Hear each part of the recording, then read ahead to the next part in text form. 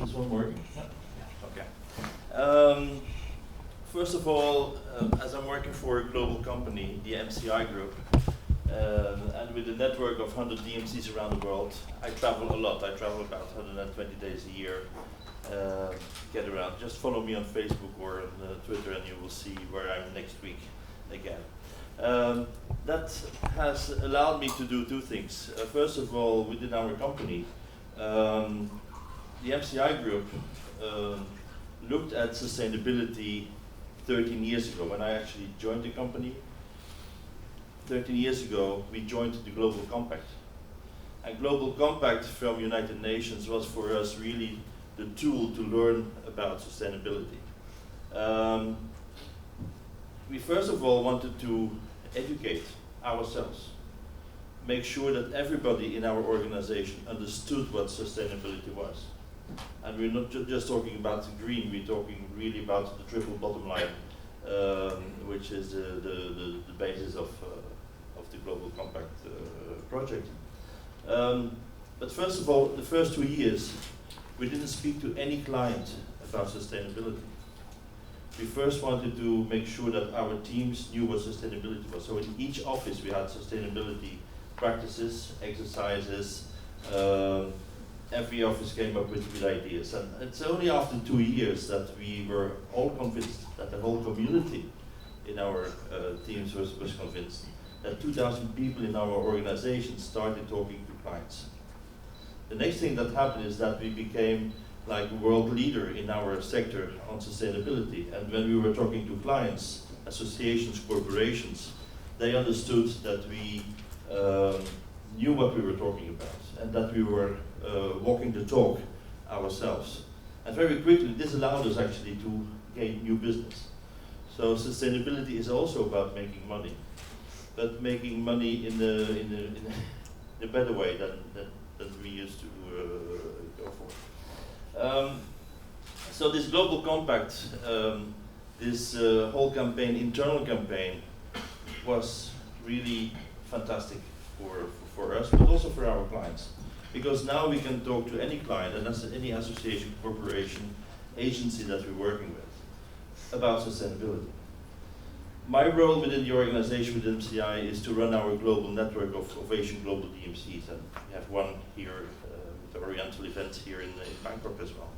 And in the criteria, when I'm selecting partners around the world, sustainability is one of the major 10 criteria that I'm looking for. And we're not just looking for, as Bert clearly demonstrated, words and words and words. Parole, parole, parole. We're looking for action. We want to see what they have done, and not what their plans are. Apart from my role within our organization, I'm also past president of SITE. SITE is the Global Association of Incentive Specialists and Enthusiasts, as I call it myself. And when we brought our international conference to Bangkok, we also attached to a project here, which is the ECPAT project, which you may have heard about. So the whole community, the whole site community around the world was made aware of ECPAT. And we launched the whole idea here in Bangkok, because human trafficking is also a problem away from plastics and straws and so forth, but something that we need to look at. So sustainability happens in many, many, many sectors and items. My travels have taken me from my hometown Bruges to all over the world. I think I'm on country number 76 or something that I visited. But when I go back to my hometown Bruges, in the 70s, when I started as a receptionist at the Holiday Inn in Bruges, we had a mayor that had a vision, because we had a beautiful medieval city that was just discovered by mass tourism. This is the age of the 747s coming up, tourism developing. And the decision was made in Bruges that we had just a jewel, but the jewel was not shining at that moment. We had to change the whole city, the water supply. The waste went into the river as well. The beautiful canals of Bruges, as you know them now, they were our gutters. So they had to clean the city first of all. they had to clean all the buildings. So the government supplied 30% of your budget if you wanted to renovate the buildings.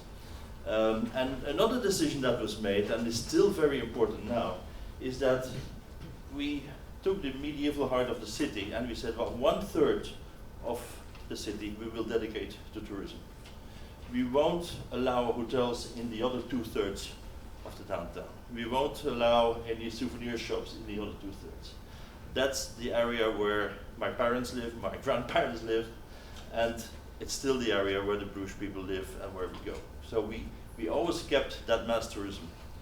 With cruises now coming to the coast in Zeebrugge, there is over tourism on day visits. So the city is now looking at how can we limit that impact. But still, with the limited time that cruise passengers have, they only come into this 1/3. So it's limited. It's not as bad as in Venice or in Dubrovnik nowadays. Recently, I traveled to a country which absolutely blew me off my socks, because I had a complete different idea of what the country was about.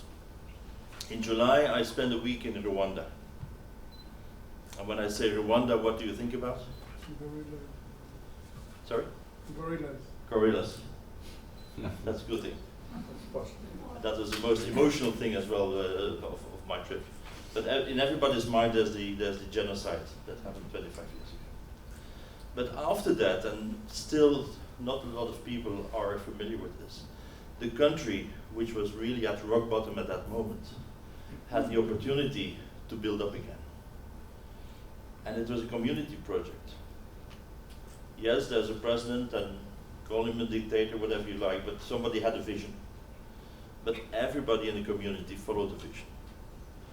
I discovered in the month of July the cleanest country I have ever been to.